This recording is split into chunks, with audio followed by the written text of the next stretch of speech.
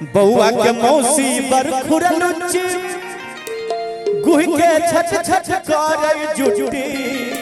अच्छा हजमा नरम नरम सा हजमा नरम नरम सा कटी है बउआ के केसरो भेट तो नया सने सरो ना।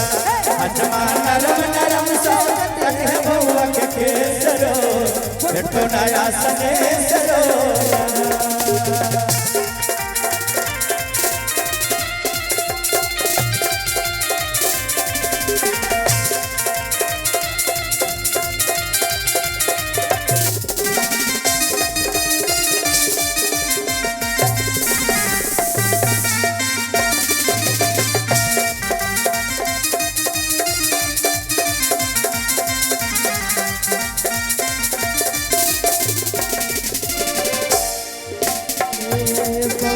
पापा बर शौकीन देखो चोरा धोतिया के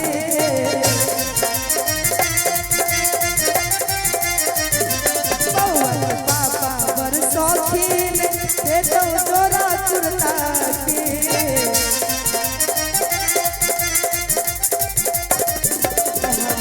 धीरे धीरे आज हमारे धीरे धीरे कैसे सुरे चले बउआ के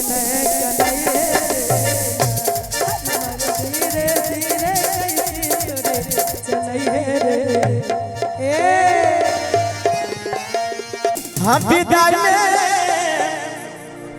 हर देवई बउआ के मामी।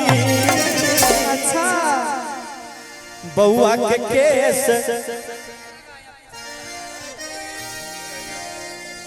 अच्छा बउआ के मौसी आई है।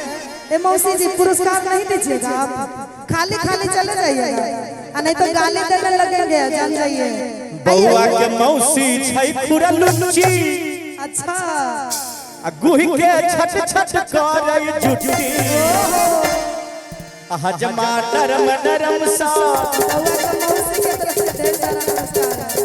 हजमा नरम नरम सा कटी है बउआ के केसरे। के है बउआ के फूफा चाचा चाचा जी है बउआ के चाचा जी। हजमा हंसी खुशी सा कटी है बउआ के केसरे भेट तो नया सने सरे। हजमा हंसी खुशी सा कटी है बउआ के केसरे भेट तो नया सने सरे।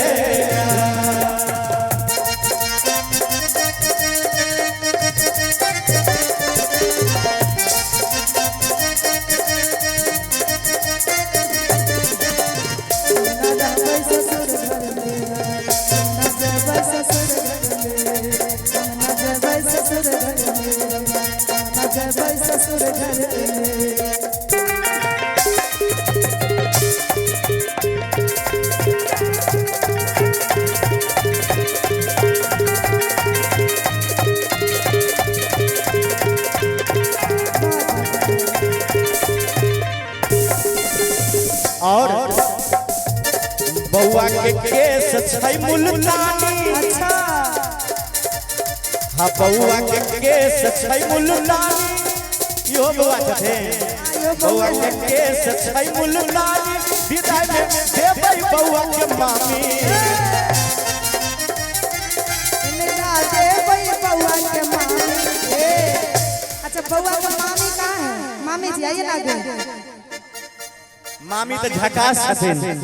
मामा जी कौन कौन है? मामा मम्मा अच्छा अब बउआ के दादी कहाँ है? दादी जी बउआ के दादी प्लीज आप आगे आ जाइए। कहाँ है? नहीं आई है दादी। बउआ के दादी जी प्लीज आप मंच पे आ जाइए। बउआ का पापा का रिक्वेस्ट है। हाँ दादा और दादी दोनों लगा तब तक के लिए। बउआ के केस छै मुल्तानी हर विदाई में हाँ देबै बउआ के मामी। हजमा नरम नरम सा हजमा नरम नरम सा कटी है बउआ के केसरे भेट तो नया सने सरे। हजमा नरम नरम सा कटी है बउआ के केसरे भेट तो नया सने सरो।